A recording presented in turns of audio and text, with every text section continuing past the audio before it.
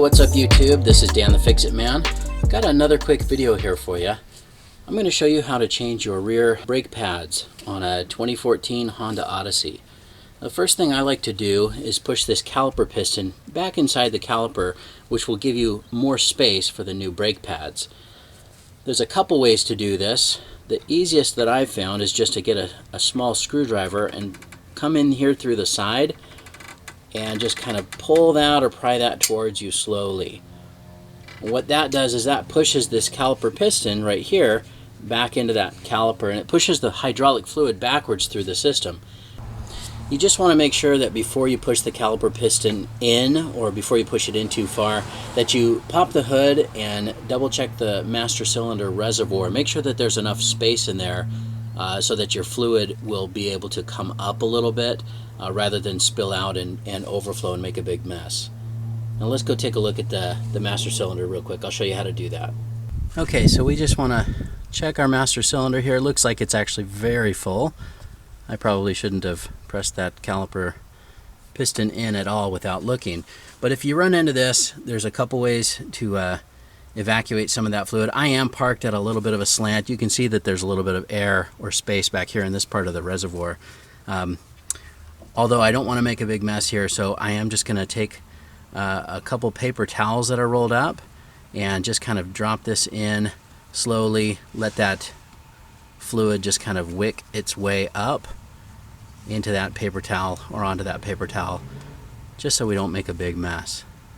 And you could also use a like an old turkey baster or something like that, just to siphon some of that fluid out. We don't really need to push that caliper piston in much more, but we will be doing the other side as well. So I'm going to go ahead and take out a good amount of fluid and try to get that lowered down.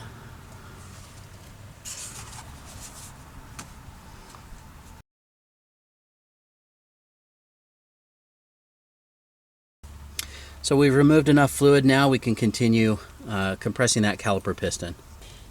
Okay, so now we've got the fluid addressed, and we've pulled some of it out of the master cylinder, so we have more space here.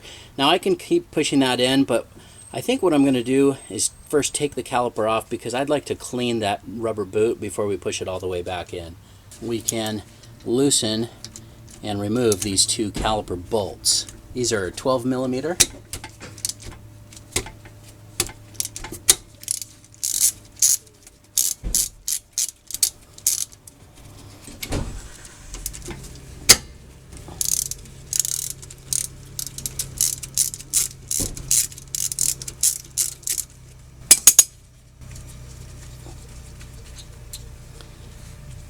That's what those look like.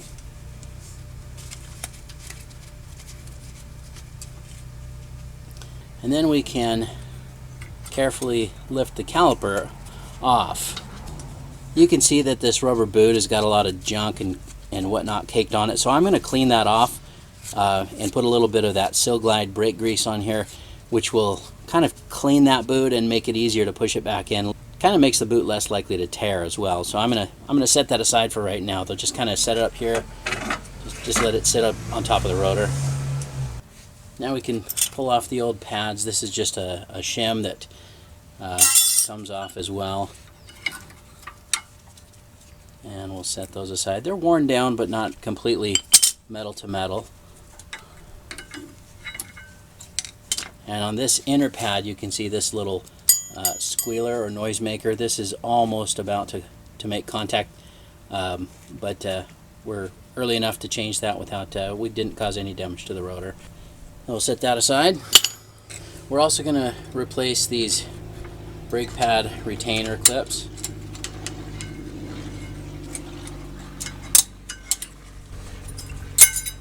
Just pull those out.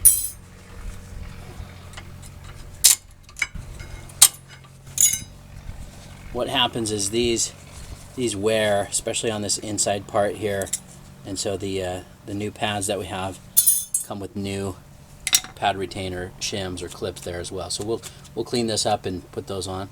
Now the camera just died as I was doing this, but I just cleaned the slide pins, so I'll show you how I do that. Just pull them out and wipe off the old grease. and put on a little bit of this new grease. This is Sil-Glyde.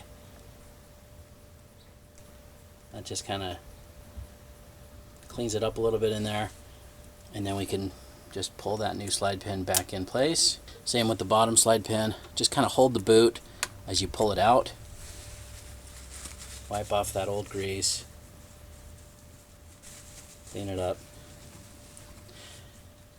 And then this is the grease I'm using. It's Sil-Glyde. It's good stuff. Works really well. I'll put a link in the description where you can pick some up as well if you need to. It does help me out if you buy it through Amazon, through that link. So we can just pop that one back in. Just pull it in until it kind of pops and snaps into place. So now we've got these new brake pad shims, or the pad retainer clip. They go right here, but I just kind of wanted to brush this off a little bit. Sometimes you get a little bit of buildup of rust or brake dust on there. These really aren't that bad, but that's how you can clean them up if you need to. And then these just you just line them up and they just snap into place. Same with the top one.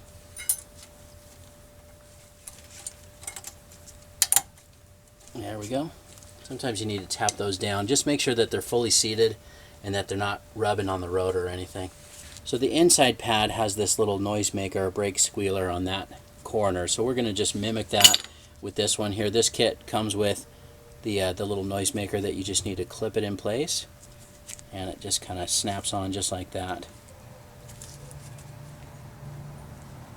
Just try to orient that the same way that it was. So this is going to be the inboard pad.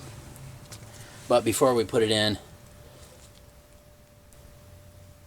I like to put a little bit of that grease on there. Just a thin layer on the back on the shim, and then a little bit on these little ears or tabs here. That really helps it slide on the inside of that metal pad retainer clip. And sometimes you need to start these at an angle to get them to slide in there. Let's see if we can't get that in. There we go. Same thing with the outboard pad. Just a dab of this grease and just kind of smooth that around there and get a little bit on the ends. Actually, it's a good idea to get a good amount on the ends. Just make sure that you don't get any grease on the pad material, and if you do, clean that off with some brake cleaner before you put everything back together. So we can just do the same thing. Just kind of helps if you angle that one first, because these little clips are got a little part that kicks out. So just like that. Now the last thing I want to do, you'll notice that this caliper piston here is not fully compressed. Before we compress that fully, I'm going to use a little bit of this grease that's still on my glove. Just kind of wipe that around that boot. Get some of that gunk and brake dust off of there, but it also protects that boot and keeps it kind of pliable or flexible as you push it in. And then I'm going to just kind of wipe that off, or wipe off that excess grease and clean that up a little bit. So the last thing I need to do is push this in all the way, and you can use a C-clamp or several other things. I've just got this little tool, this caliper compression tool, and you just use one of the old brake pads like I've done here, putting that on the face of that piston. Just turn that in slowly, clockwise, and that will push the caliper piston the rest of the way in so that we've got more room for that new pad material. And that should be enough. Now sometimes this happens where that rubber boot doesn't really fully seat, doesn't want to fold back in, and so you kind of just need to take both fingers and just kind of massage that back into place. I'm also going to put a little dab of grease here, kind of clean that up even a little bit more. And if you just kind of just go around in a circle there, I don't know if you saw that, but it went back in. And that's important because if you pinch that, junk will get on the inside of the caliper and it will eventually cause it to leak. Let's just get this cleaned up a little bit better here. Okay, now that that's fully compressed and seated, we can just pull that onto the pads. Now sometimes you have to pull on these slide pins a little bit to line those up. And those slide pins have got little flat edges. That's what allows you to tighten those caliper bolts without these slide pins spinning. But now we can put the bolts back in. Just kind of have to lift up on that caliper a little bit to get that to line up.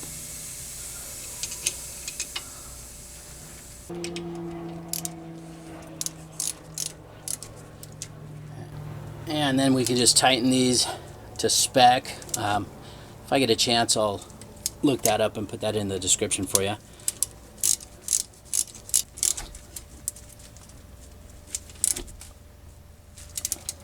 And you're done. Just remember to step on the brake pedal once or twice before driving off, because that will push your caliper piston back out and seat these pads up against the rotor where they need to be. Also, don't forget to top off your master cylinder up front after doing that, and just to make sure that the level is where it needs to be as well.